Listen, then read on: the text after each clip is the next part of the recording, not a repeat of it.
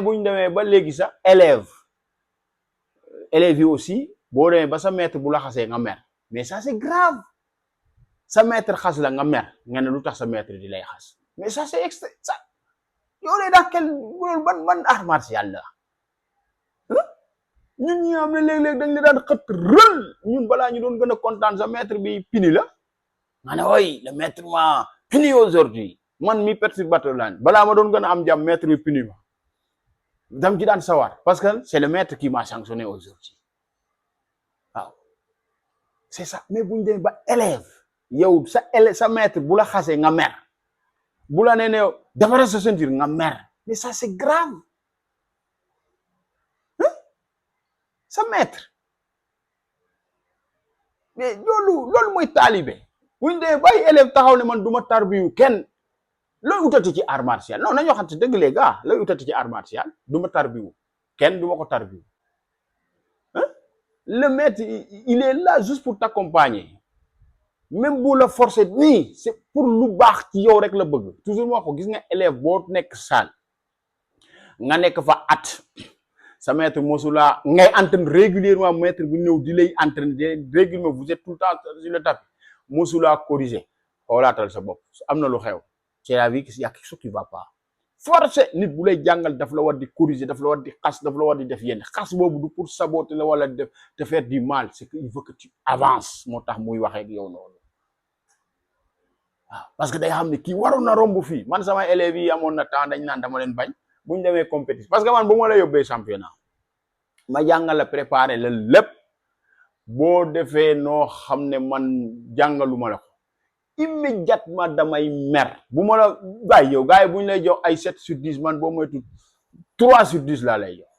immédiat balaa ngay pare man jox naa la mauvaise note moo tax élèves yi dañ naan maître daf ñu contre parce que man chaque fois dama leen attaque dama doon pétaaru seen kaw parce que li ma leen jàngal lañ defut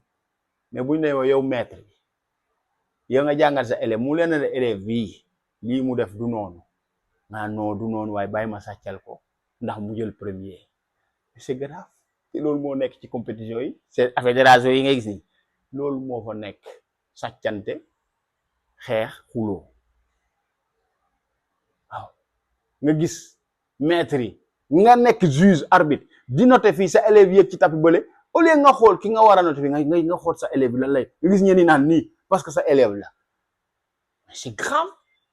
on est dans quel monde des arts martiaux man lii rek moo tax nag art martial ku wax ma ne man sama yoon nekkatul ci art martial moi je le fais pour moi ma santé physique ma santé mentale et ma santé morale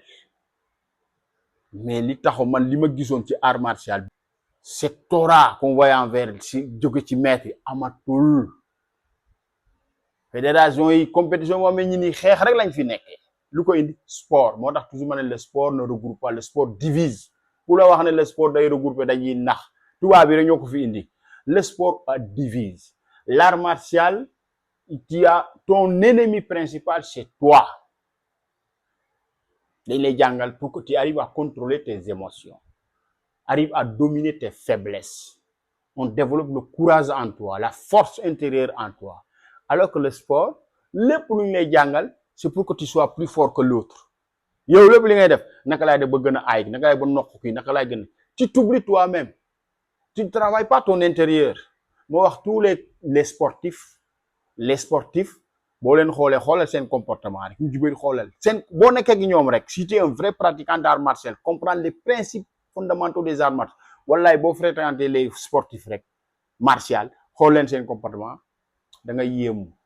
moo tax ma leen toujours le sport et l'art martial bokkut ça n'a rien à voir c'est comme le matin et le soir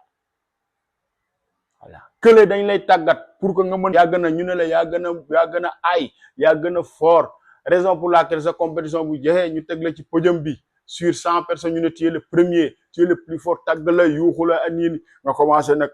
ça déclenche ton orgueil maintenant état nag mu ne non man celui qui gagne médaille moom lay favoriser mais la personne qui nga xam ne il est là l'art martial l'a rendu fort pour qu'il devienne productif dans son milieu professionnel sama yoon newul ci moom ba pare nga bëgg que réew mi développé wu loolu daa mën a ànd ak développement fan la avec toute cette indiscipline dans ce pays là développement du am toujours moo ko discipline bu amul jeunesse bi si la jeunesse n'est pas disciplinée lu président def gouvernement def du feeñ. C'est ça. Les Asiatiques, ils ont privilégié l'aspect martial pour éduquer les pratiquants. Jàngal leen àdduna ñu xam l'esprit du patriotisme. Au moment où nous, on utilise les arts martiaux pour la compétition, concurrence. Ban njëriñ am bu ñu demee ba des structures ñu ne waaw on va subventionner que ñuy former les champions. Maintenant ceux qui pratiquent l'art martial, la pratique de masse du ñu am subvention.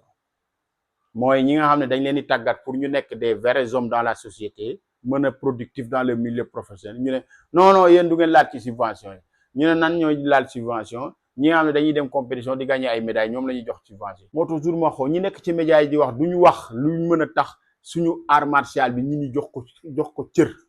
nañ d'accord le sport moi je suis pas contre il faut pratiquer le sport